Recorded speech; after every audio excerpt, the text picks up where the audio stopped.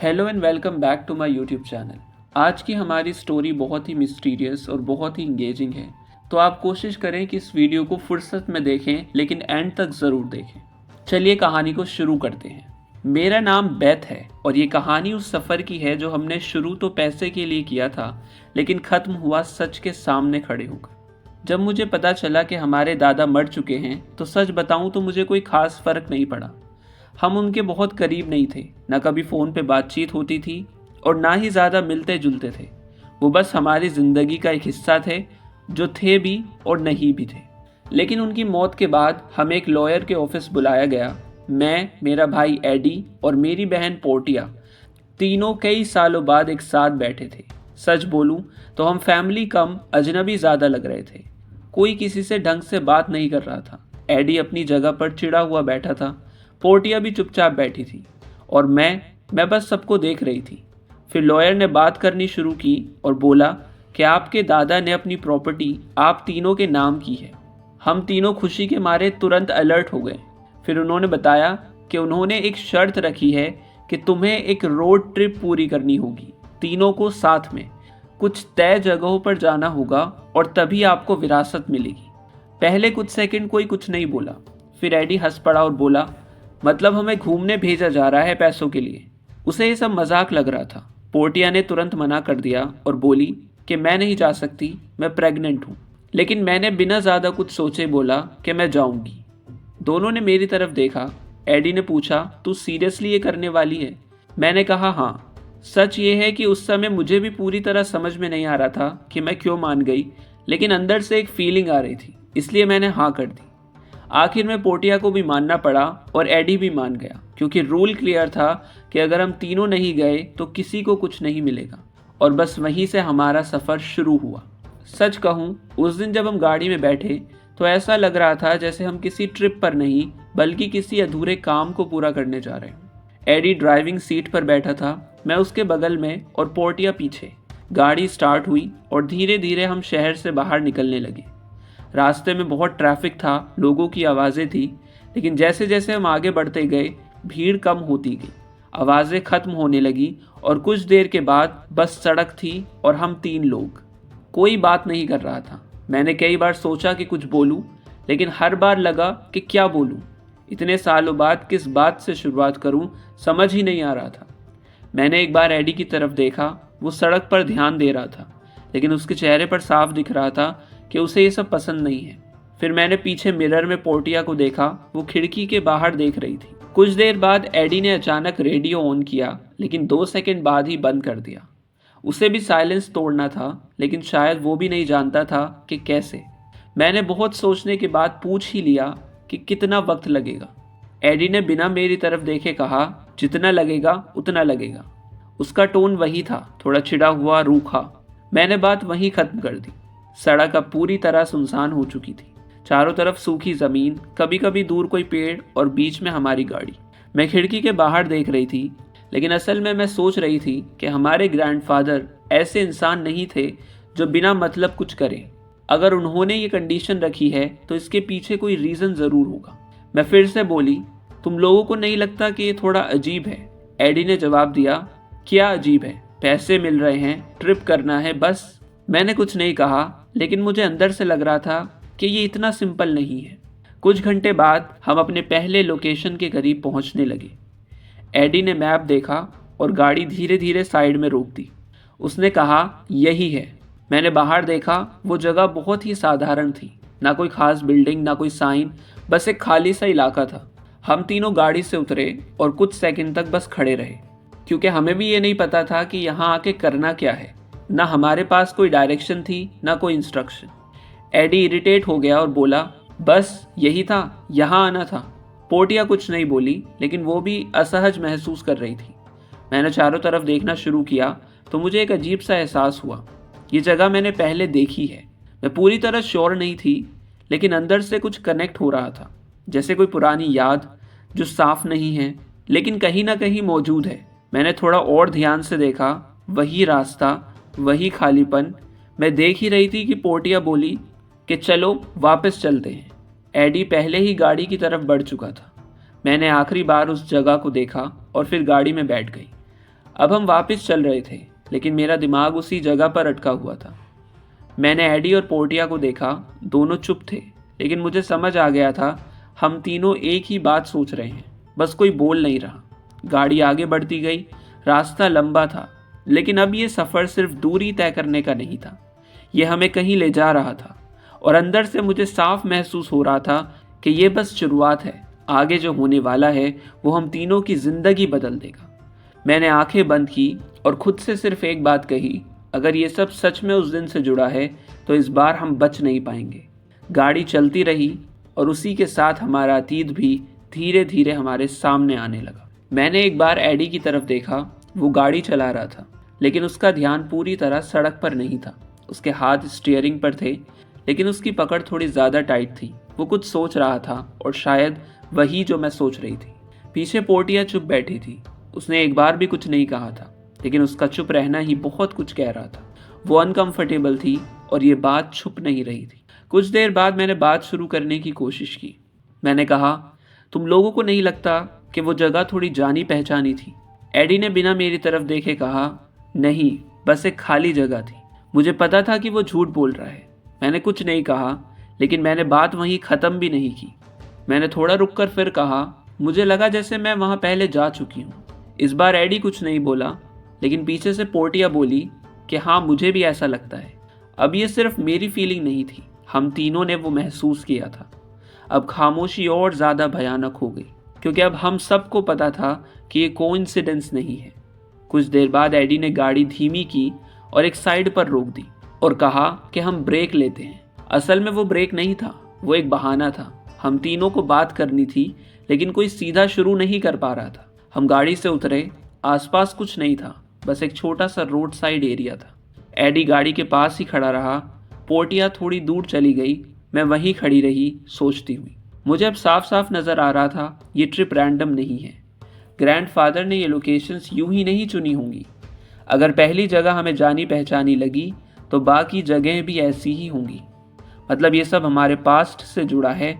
और अगर ऐसा है तो एक चीज़ हो सकती है, कैलिब। उसका नाम मेरे दिमाग में अचानक आया, सालों बाद। मैंने उसे सोचने से हमेशा अवॉइड किया था, लेकिन अब वो खुद मेरे सामने आ रहा था। मैंने कहा, तुम लोगों को कैलिब याद है? जैसे ही मैंने उसका नाम लिया, एडी के चेहरे के हाव भाव बदलने लगे। पोर्टिया तुरंत मेरी तरफ देखने लगी और कुछ सेकंड तक कोई कुछ नहीं बोला। ये वही मोमेंट था जिससे हम तीनों सालों से भाग रहे थे। एडी ने गुस्से में कहा, उस बारे में बात करने का कोई मतलब नहीं है। लेकिन इस बार मैंने कहा, मतलब है, क्योंकि ये ट्रिप उसी से जुड़ा है।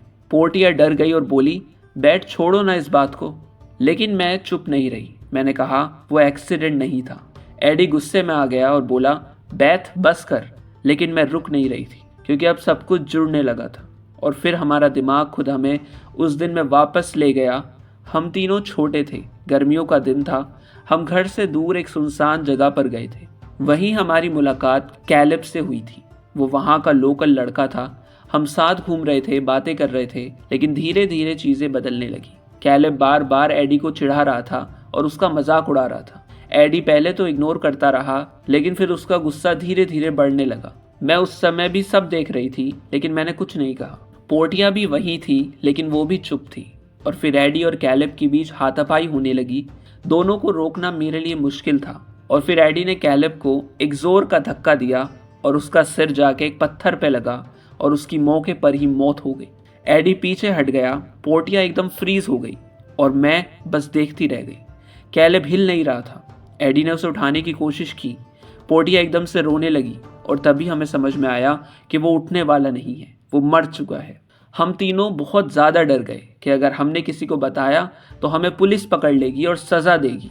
डर इतना ज़्यादा था कि हमने वही चुना जो आसान लगा। हमने सच छुपा दिया। हम वहाँ से चले गए जैसे कुछ हुआ ही नहीं था। मैं प्रेजेंट में वापस आई और एडी और पोर्टिया की तरफ देखा। अब कोई डिनाई नहीं कर रहा था, अब सब कुछ साफ था। मैंने कहा, इसलिए हमें यहाँ लाया जा रहा है ताकि हम वो याद करें जिससे हम भाग रहे थे। पोर्टिया चुप थी, आंसू रोक रही थी। एडी कुछ नहीं बोल रहा था। हमने कैलिब के बारे में बात तो कर ली थी, लेकिन सच बोलने से चीज़ें हल्की नहीं हुई, उल्टा और भारी हो गई।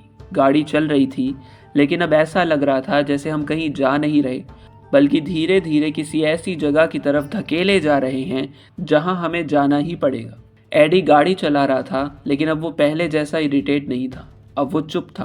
पीछे पोर्टिया बैठी थी और इस बार वो खिड़की के बाहर नहीं देख रही थी, वो नीचे देख रही थी, अपने हाथों की तरफ, जैसे खुद से बचने की कोशिश कर रही हो। कुछ देर बाद एडी ने अचानक गाड़ी धीमी की और बोला, अगला लोकेशन आ गया। मैंने बाहर देखा। इस बार जगह पहले से अलग थी। एक पुराना सा घर जो बिल्कुल वीरान था। ना आसपास कोई गाड़ी, ना कोई इंसान, बस वो घर और उसके चारों तरफ फैली खामोशी। एडी ने गाड़ी रोकी, लेकिन इस बार कोई तुरंत नीचे नहीं उतरा। कुछ सेकंड तक हम तीनों बस बैठे रहे, जैसे हम तीनों को अंदर से पता हो कि यहाँ कुछ होने वाला है। मैंने दरवाज़ा खोला और बाहर उतरी। फिर मेरे बाद एडी भी उतर गया और पोर्टिया थोड़ी देर बाद। हम तीनों धीरे धीरे उस घर की तरफ बढ़े। दरवाज़ा आधा खुला हुआ था। मैंने उसे हल्के से धक्का दिया और वो बिना आवाज़ के खुल गया। अंदर बहुत अंधेरा था, लेकिन पूरी तरह नहीं था। खिड़कियों से थोड़ी रोशनी आ रही थी, इतनी कि चीज़ें दिखाई दे, लेकिन साफ नहीं। मैं सबसे आगे थी, मेरे पीछे एडी और उसके पीछे पोर्टिया। हम धीरे धीरे अंदर चले। हर कदम पर आवाज़ हो रही थी, फर्श शर्मरा रहा था और तभी मुझे वो एहसास फिर से हुआ कि मैं यहाँ पहले आ चुकी हूँ। इस बार ये फीलिंग और स्ट्रॉन्ग थी। मैंने दीवारों को देखा, कमरे को देखा, सब कुछ अजनबी भी था और जाना पहचाना भी। एडी ने कहा, ये सब बेकार है, यहाँ कुछ नहीं है। लेकिन वो गलत था, क्योंकि तभी मेरी नज़र एक चीज़ पर पड़ी। फर्श के पास एक कोने में एक छोटी सी चीज़ पड़ी थी। मैं वहाँ गई और उसे उठाया। वो एक फ़ोटो थी। जैसे ही मैंने उसे पलटा, मेरी सांसें एक पल के लिए रुक गई। उस फोटो में हम थे, मैं, एडी, पोर्टिया और कैलेब। वो वही दिन था, वही जगह जहाँ कैलेब के साथ वो हादसा हुआ था। मेरे हाथ एकदम कांपने लगे, बहुत सख्त हो गए। मैंने कुछ सेकंड तक फ़ोटो को देखा, फिर एडी की तरफ बढ़ा दिया। उसने जैसे ही देखा, उसका चेहरा बदल गया। पोर्टिया भी पास आई और जैसे ही उसने देखा, वो पीछे हट गई। कोई कुछ नहीं बोला, लेकिन अब एक बात साफ थी, ये फ़ोटो यहाँ यूं ही नहीं पड़ी थी, किसी ने ये यहाँ रखी थी। और मैंने एडी से बोला कि ये इंटेंशनली यहाँ रखी गई है। अब हमें सब समझ आ रहा था, लेकिन ये बस शुरुआत थी। एडी आगे बढ़ा और एक पुराना सा कागज़ उठाया और बोला, ये देखो। मैं उसके पास गई तो देखा वो एक मैप था। पहले तो कुछ समझ नहीं आया, लेकिन फिर मेरी नज़र उस सर्कल पर गई जहाँ एक जगह पर गोल घेरा बना हुआ था। और जैसे ही मैंने उसे ध्यान से देखा, तो वो वही जगह थी जहाँ कैलेब गिरा था। अब सब कुछ साफ हो गया कि किसी को सब पता है। सिर्फ इतना नहीं कि क्या हुआ था, बल्कि कहाँ हुआ था, कैसे हुआ था, सब कुछ। पोर्टिया अब पूरी तरह डर गई थी। वो बोली, हमें यहाँ से चलना चाहिए। लेकिन मैं अब रुक नहीं सकती थी, क्योंकि अब मुझे समझ आ रहा था ये सब रैंडम नहीं है। कोई हमें ये सब दिखा रहा है।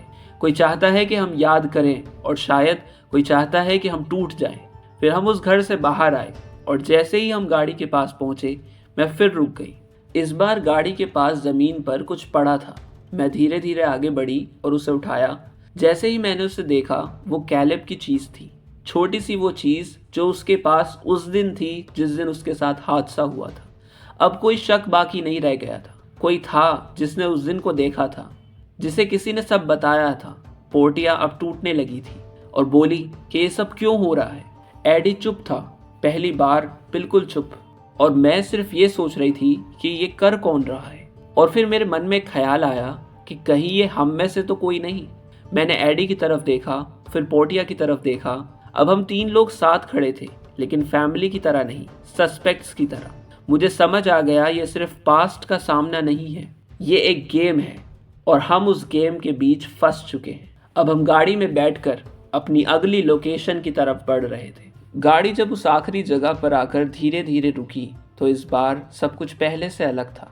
पिछले कुछ दिनों में हमने जो कुछ देखा था, वो फोटो, वो मैप, वो चीज़, वो सब अब हमारे अंदर बैठ चुका था। पिछले कुछ टाइम में हमने जो देखा था, वो फोटो, वो मैप, वो चीज़, वो सब हमारे अंदर बैठ चुका था। लेकिन फिर भी ये जगह कुछ अलग थी। यहाँ आते ही एक अजीब सा दबाव महसूस हो रहा था, जैसे हवा बहुत भारी हो गई हो। मैंने खिड़की के बाहर देखा और उसी पल मुझे यकीन हो गया कि ये तो वही जगह है। एडी ने इंजन बंद किया, लेकिन उसके हाथ अभी भी स्टीयरिंग पर थे। वो कुछ सेकंड तक वैसे ही बैठा रहा, जैसे उसका शरीर आगे बढ़ने के लिए तैयार ही नहीं हो रहा हो। पोर्टिया पीछे बिल्कुल चुप थी, लेकिन उसकी सांसें साफ सुनाई दे रही थी। और मैं बस शांत बैठी थी। कुछ सेकंड बाद मैंने दरवाज़ा खोला और बाहर उतर गई। जैसे ही मेरे पैर ज़मीन पर पड़े, एक ठंडी सी लहर मेरे अंदर दौड़ गई। एडी भी गाड़ी से उतर गया। पोर्टिया सबसे आखिर में उतरी और उसके कदम इतने धीमे थे कि हर कदम जैसे उसे पीछे खींच रहा हो। हम तीनों बिना कुछ बोले उसी दिशा में चलने लगे। कोई रास्ता नहीं था, कोई निशान नहीं था, फिर भी हम तीनों को पता था कि हमें कहाँ रुकना है, जैसे ये जगह हमें खुद खींच रही हो। हर कदम के साथ उनके चेहरे बदल रहे थे। एडी की चाल धीमी होती जा रही थी। पोर्टिया बार बार पीछे देख रही थी, जैसे उसे लग रहा हो कि कोई उनका पीछा कर रहा है। मैंने देखा एडी की उंगलियां हल्के से कांप रही थी।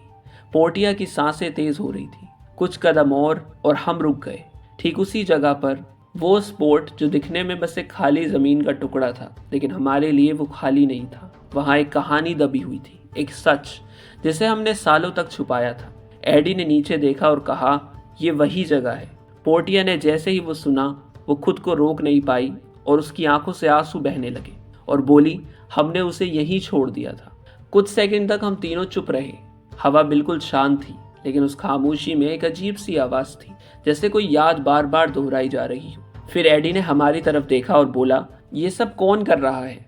मैंने उसकी तरफ देखा, लेकिन कोई जवाब नहीं दिया। पोर्टिया ने तुरंत कहा, कोई हमें सज़ा दे रहा है, कोई चाहता है कि हम याद करें। मैंने हल्का सा सिर झुकाया और ज़मीन की तरफ देखा और फिर मैं हल्का सा मुस्कुराई। एडी ने नोटिस कर लिया और बोला, तू हंस क्यों रही है? मैंने कहा, क्योंकि अब तुम दोनों समझ रहे हो। दोनों मेरी तरफ देखने लगे। अब पूरा फोकस मुझ पर था। एडी ने पूछा, हम क्या समझ रहे हैं? मैंने कहा, ये सब बाहर से कोई नहीं कर रहा। पोर्टिया की सांसें रुक गई। एडी ने तुरंत कहा, तो कौन कर रहा है? मैंने कहा, मैं। उस एक शब्द के बाद सब कुछ रुक गया। हवा, आवाज़, सोच, सब कुछ। पोर्टिया एक कदम पीछे हट गई। एडी जैसे समझ ही नहीं पाया कि उसने क्या सुना और बोला कि क्या? फिर मैंने कहा कि ये सब मैंने किया। वो फ़ोटो मैंने रखी, वो मैप मैंने बनाया, जो चीज़ तुम्हें मिली वो भी मैंने ही रखी, और वो नोट्स सब मैंने किया। अब उनके चेहरों पर डर था। पोर्टिया ने कहा, लेकिन तुमने ये सब किया क्यों? मैंने कहा, क्योंकि तुम दोनों भूल गए थे। तुम दोनों ने उस दिन को ऐसे ट्रीट किया जैसे वो हुआ ही नहीं। तुम दोनों को लगता था कि वो एक्सीडेंट था, कि बस एक गलत पल था, लेकिन वो सिर्फ एक्सीडेंट नहीं था। हम तीनों ने उसे मारा था। किसी ने धक्का दिया, किसी ने नहीं रोका, किसी ने सच छुपा दिया, और इसलिए मैंने ये सब किया ताकि तुम दोनों भागना बंद कर दो। अब कोई बहस नहीं थी, कोई डिनायल नहीं था, बस एक सच्चाई थी जो हमारे बीच खड़ी थी। पोर्टिया धीरे धीरे वही ज़मीन पर बैठ गई।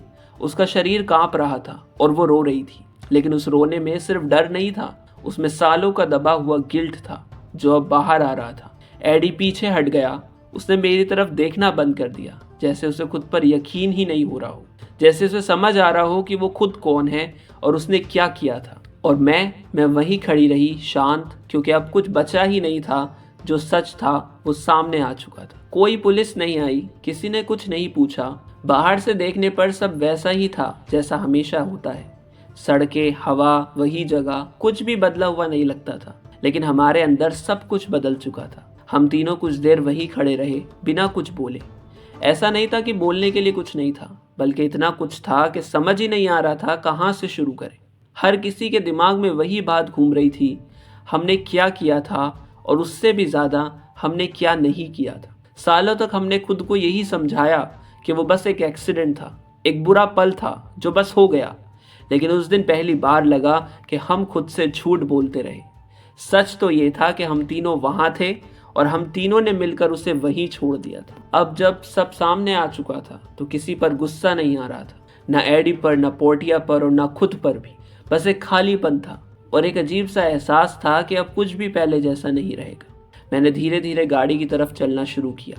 इस बार किसी ने ये नहीं कहा कि रुक जाओ या कुछ और सोच लेते हैं। सब समझ चुके थे कि अब पीछे जाने का कोई मतलब नहीं। हम तीनों वापस गाड़ी में बैठ गए। एडी ने बिना कुछ बोले गाड़ी स्टार्ट की। उसने मेरी तरफ देखा भी नहीं, ना ही पोर्टिया की तरफ। वो बस सड़क पर देख रहा था, जैसे अभी भी उसी बारे में सोच रहा हो। पोर्टिया चुपचाप बैठी थी। उसकी आंखें लाल थी, लेकिन वो रो नहीं रही थी, जैसे वो थक गई हो रोने से, सोचने से। मैं खिड़की के बाहर देख रही थी, वही रास्ता, लेकिन अब मुझे कुछ अलग महसूस हो रहा था। पहले मैं हर चीज़ को कंट्रोल करना चाहती थी, किसे क्या याद है, कौन क्या सोच रहा है, लेकिन अब वो सब खत्म हो गया था। अब कुछ छुपाने जैसा नहीं था। गाड़ी आगे बढ़ती रही, पीछे वो जगह रह गई, लेकिन सच में वो पीछे नहीं छूटी, वो हमारे साथ ही आ गई। हम तीनों में से किसी ने ये नहीं कहा कि आगे क्या करना है, ना कि ये सब ठीक हो जाएगा, क्योंकि हम जानते थे कि कुछ चीज़ें ठीक नहीं होती, बस उनके साथ जीना सीखना पड़ता है। उस दिन के बाद शायद हम नॉर्मल दिखें, अपनी अपनी ज़िंदगी में वापस चले जाएं, लेकिन अंदर से हम सब जानते थे कि एक चीज़ हमेशा रहेगी। वो बात जिसे हम सालों तक दबाते रहे, अब वो ख़त्म नहीं हुई थी, वो बस हमारे साथ रह गई थी। कहानी अच्छी लगी हो तो लाइक करना, चैनल को सब्सक्राइब करना और दोस्तों तक ज़रूर शेयर करना।